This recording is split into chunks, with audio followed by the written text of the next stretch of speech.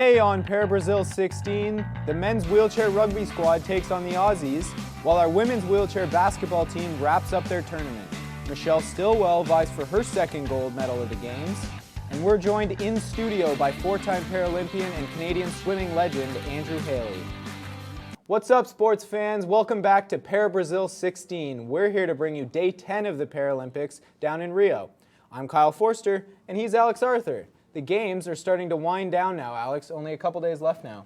Yep. The Paralympic closing ceremony is set to go Sunday evening. Most of the events are wrapping up today, but one event for Canada is still going strong, and that's men's wheelchair rugby. Let's see how Canada did in their final pool game last night as they took on the defending gold medalist Australia. Riley Batt, a force for Australia in this one, crosses the line for the defending Paralympic champions. Canada countering with Zach Medell, another day at the office for the kid. He would finish with a game-high 39. Batt again for the Aussies, textbook half-moon, rolls across the top for his 36th. Medell with the massive outlet to yesterday's hero, Trevor Hirschfield, T-bone for the tally, too easy. Then Riley Batt, like a bat out of hell, paces the court and splits the D for a tremendous goal. Here's another look at it. As it's tied at 56 after regulation, Canada's coach Kevin Orr barking out instructions in extra time. Medell abides and finds Michael Whitehead for the score. Late in OT now, Batt be nimble, Batt be quick, Batt extinguishes Canada's candlestick. Australia wins a thriller by 1. The Killer Bees, Batt and Bond, scored 57 of Australia's 63 goals in the game. Zach Medell dominated for Canada again, leading all scorers with 39, while Michael Whitehead and Cody Caldwell had 6 and 5 goals respectively. The loss put Canada against the United States in semi-final action. ParaBrazil 16's own Lauren Cascanet has more. The Canadian men's wheelchair rugby team took on the second-seeded Team Australia last night at Karaoke Arena 1 here in Rio. Although there was no hometown action, the crowd was still absolutely electric. Canadian superstar Zach Medell picked up 39 goals, putting his point total to 107 so far at the Games. Riley Batt for Team Australia had 36 goals himself. It was back-and-forth action the entire game. Canada was never able to pick up the lead, but they would answer back whenever Australia would score a goal. It would end up being the buzzer that was the deciding factor in overtime, Canada picking up the loss. Back to you guys in the studio. In the semi-final, Canada didn't fare much better as they fell to their hated rival.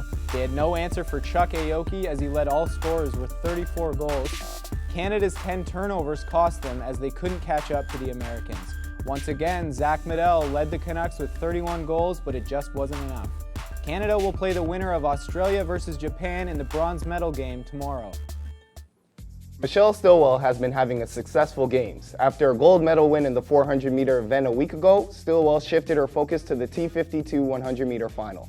Stilwell in lane 4 gets off to a bit of a slow start, but quickly finds her groove. Now here goes Michelle Stilwell for Canada. There's a foot of anything left in the tank to fight back. Stilwell moving up. Morgan will be second. And Vervoort third. That's the 1-2-3 hits. Paralympic record. This is the 6th Paralympic gold of her career, and Stilwell is now only the second woman to win gold medals in separate summer sports.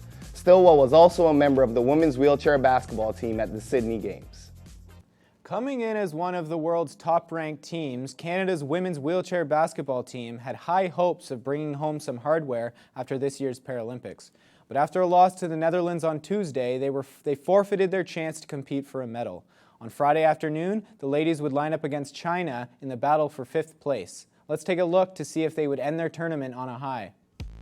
The women came out of the gate fast, with Rosalie Lalonde getting behind the defense for the easy layup. China, though, not going away as Dai Jamang hits the jumper to keep China close. Cindy Ouellette answers back with a jumper of her own, and the Hornet was buzzing in this one. Nobody told her Canada's playing for 5th. Look at the hustle. Lalonde with another easy bucket for 2 of her 19 points as Canada would slowly pull away. The Canucks take the match 63-52, taking 5th place in this year's Paralympic Games. Janet McLaughlin had a monster game where she flirted with a triple-double, scoring 16 points, pulling down a whopping 25 boards, and dropping 8 dimes. Cindy Ouellette led all scorers with 20 points, while Rosalie Lalonde also contributed 19 of her own. The Canadian sailing duo of John McRoberts and Jackie Gay were in contention for a medal heading into the final day of competition. The husband and wife team have a pretty interesting entourage as they travel with a marriage counselor and their dog Zephyr. They're also ideally suited for the Scud class, which requires one member to be of high-level disability and the other more mobile. McRoberts, who's a quadriplegic, is the brains. Steering the boat and charting the course, while his wife Jackie, who lost her leg in a car accident, is the brawn. McRoberts and Gay held on to win a silver medal on day 10 in Rio. It is the first ever Paralympic medal for the duo. Canada wasn't done there. The trio of Paul Tingley, Logan Campbell, and Scott Lutz won bronze in the Sonar class. They just barely made it onto the podium after defeating France by 0.01 seconds. This is Tingley's 5th Paralympics and his 2nd medal, and the first Paralympic medal for both Lutz and Campbell. We are now happy to be joined by one of Canada's most prolific Paralympic swimmers, Andrew Haley, who was a 4-time Paralympian and a 5-time medal winner. Andrew, thank you very much for joining us. It's a pleasure to be here today. Okay. So your first Paralympics were in Barcelona in '92. Here we are 24 years later in Rio. How have the games changed and progressed since then? Well, I mean, back in '92, when I went to the games, I had to pay to be part of Canada. And the Olympic ring that I have on my finger, I had to pay that as well. And then eventually, Swim Canada took over the program, much like hockey's taken over sledge hockey, track and field, same thing. And it's got a lot more competitive. Back in '92, although it was competitive, it didn't have that same feel. Nowadays, the Paralympics are mainstream. You have the athletes on the front page of the newspaper. You have more media coverage now, and it just gets getting better and better and better. And it's really exciting to see the level of the playing field being really the same as it is versus back then, maybe a little bit tilted to the superpower countries. Yeah, okay. Well, Andrew, back at the beginning of your competitive career, how did sport motivate you to discover what was possible? Well, I think I grew up with having a disability as everything was possible. The glass is always half full, I guess. And it just brought me forward. When I went to my first World Championships in Holland, I saw somebody with no arms and no legs, and I really felt that I could compete on that stage because I was looking at people that had disabilities, whereas when I grew up in Cape Breton, I didn't see anybody else with a disability. So sport for me became very possible at that moment because I knew that there was an avenue out there to really try to excel at. And it's been a great journey. Okay. Let's talk about the obstacles that a para-athlete faces. Things like nutrition, coaching, training, disappointments, and comebacks. How did you deal with those kinds of challenges? Well, it certainly takes a lot of mental focus. One of the big things they talk about as an athlete is your mental focus. And if you're kind of like on the weaker side of athletics and your mindset, you're gonna be left behind. I broke my leg playing basketball with my brother Brett during my career, and I thought my career might be over at that point in time. But then I came back stronger, and a couple years later I won World Championships. We're all going to have adversity. We're all going to have a chance where you just don't hit your goals. We're all going to have an opportunity where it just doesn't go your way. But I think it's to the measure of a human being and how you overcome that. Benoit Huot did not win a medal at the Paralympics in 200 individual medley. His best event. His event that he was gold medalist in London in 2012. And then a few days ago, we saw him win a bronze medal in the 400-meter freestyle in a best time at the age of 32. So there's opportunities out there. You just have to be strong enough to be able to rise above them.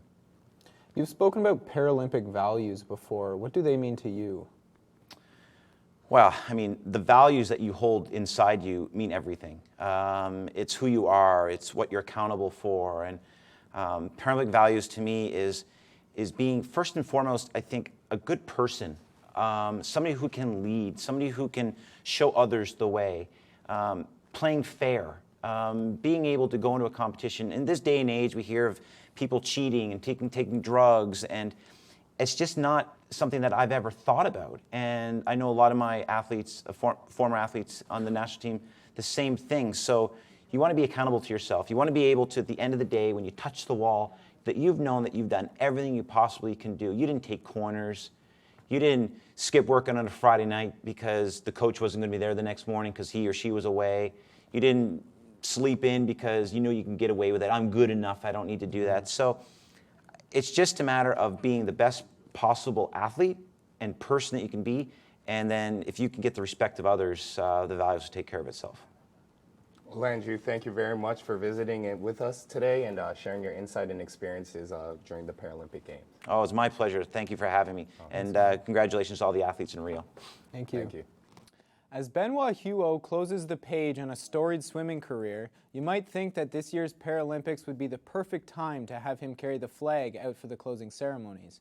But after carrying it for Canada in the closing ceremonies of the London 2012 Games, he's an unlikely candidate for the job this year. So who should it be this time around? Let's take a look at some of the likely choices. One of Canada's leading candidates is swimmer Aurélie Rivard, who has 3 golds and a silver in these games. And then another excellent candidate would be wheelchair racer Michelle Stilwell, who competed in only 2 events but won gold medals in both of them. Who's your choice, Alex? Well, I would have to go with Aurélie Rivard. She's had a great game so far, but in a close second, I would probably pick Brent Lakatos, who has one of each with the medals. Good choice, good choice. With more on the potential flag bearers, here is Braden Holmyard. Finally winding down here, and it was such a tremendous success. Now the conversation goes to who will represent Canada at the closing ceremonies. The flag bearer is such a tremendous honor, and it acknowledges who had such a great, impactful Paralympic Games for their country. 2 names come to mind for Team Canada. One of those is 20-year-old Aurélie Rivard, who set 2 world records in the pool while she was here. She hopes to follow the tradition that Penny Oleksiak set at the Olympic Games of having a female swimmer represent Team Canada. The second one that comes to mind is wheelchair rugby star Zach Medell, who's leading the wheelchair rugby tournament in scores and is one of the most dominant, if not the best player in the world right now, and he's just 23 years old. Both of them have really put Canada on the map here at the Paralympic Games. Both of them would be a great choice. We'll wait and find out who it will be. From Rio de Janeiro, Brazil, I'm Braden Holmyard. Aurélie Rivard came to Rio on a mission. After her first Paralympic Games in London as a 16-year-old, Rivard got a taste of success, winning silver in the S10 400-meter freestyle and hasn't looked back since. The Quebec native has never let her physical disability hinder her success as an athlete. In fact, she thrives on it. She also has a twin sister who has helped push her throughout her career, a special support which Rivard feels contributes to her competitive edge.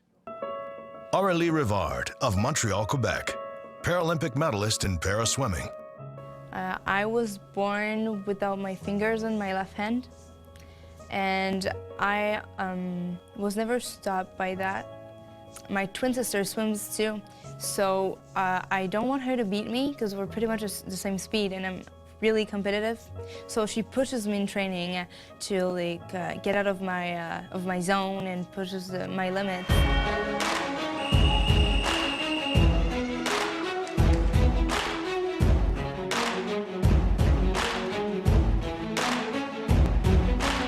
At age 11, I think I wanted to become a lifeguard, but I was too young. So I started swimming in my actual swim club just for fun, and in the same year I was at World Championship at 14 years old, so it went out pretty fast.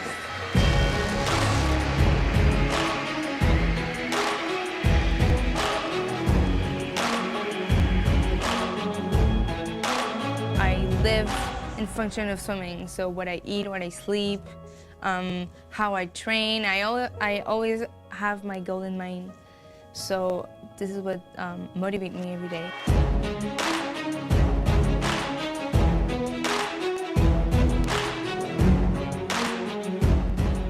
I don't live in function of me having just one hand. I do everything that she could do or he could do, anyone could do, and it doesn't stop me from anything. I live like anyone else, and when there's something is like, sometimes it's more difficult and it's harder, I have to push harder than anyone else, but I still can do it, and this is what's great about it.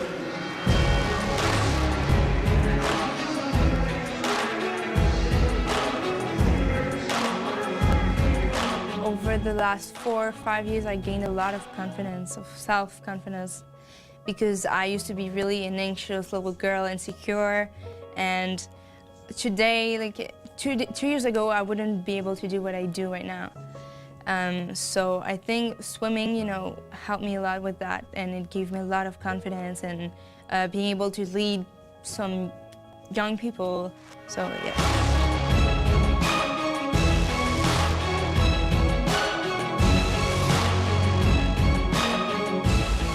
To be a Paralympian, it takes a lot of determination and motivation and inspiration, because it's not easy every day, to have a disability and to live with it and to live with it. So I think when you have those 3 qualities, you can achieve pretty much what you want.